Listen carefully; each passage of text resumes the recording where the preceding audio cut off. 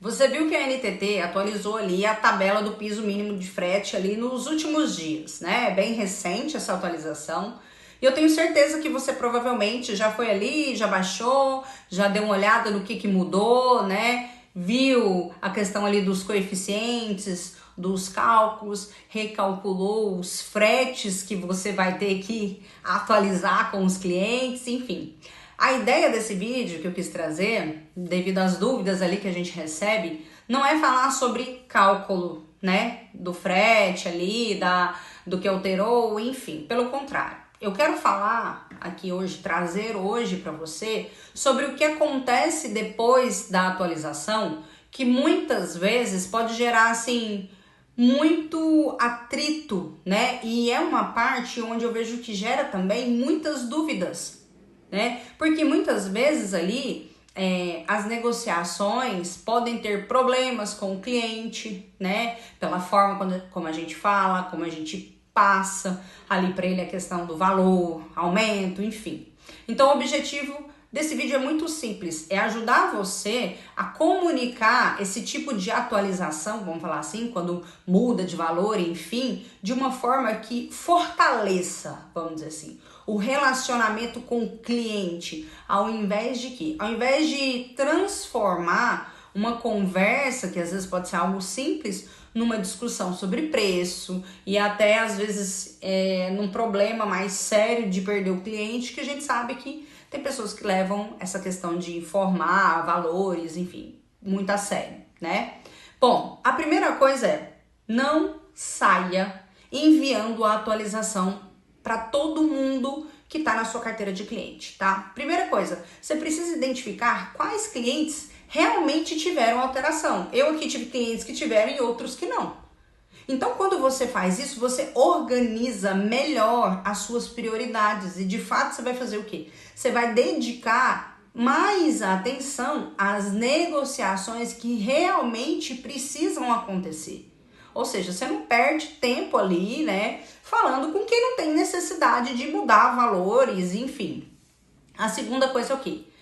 Você precisa se preparar antes da conversa. Na maioria das vezes, eu vejo a pessoa ali pegando o telefone e simplesmente, no improviso, virando pro cliente e falando para ele que o valor vai aumentar e pronto, acabou.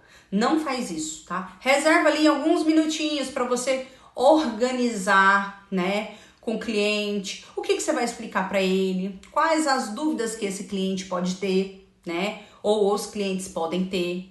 Porque quanto mais preparado você chega para uma conversa dessa que não é tão fácil, com mais informação, sabendo do que você está falando, obviamente que mais segurança você vai passar e transmitir para o cliente. E, obviamente, também que a chance ali da conversa fugir do foco, de vocês terem um problema, é muito menor. E a terceira é, não manda só a atualização para ele, tá? Explica o que foi que mudou, o porquê que mudou. Então, você vai ter que dar uma lida, tá? De fato ali. O cliente, ele não precisa, e muitas vezes ele não vai, concordar de primeira com o que você está passando. Só que, quando você passa para ele ali que o que aconteceu, o que qual a mudança, ele entende que não é o transportador que decidiu mudar o valor, tá? Que existe um motivo por trás dessa mudança, que tem critérios, que existem leis, né? Que aí ele entende o contexto, né? E aí isso deixa de ser o quê? Só uma conversa sobre preço ali, aumento de valor, vamos dizer assim, e passa a ser sobre operação, impacto, risco e tudo mais que a gente sabe que pode acontecer.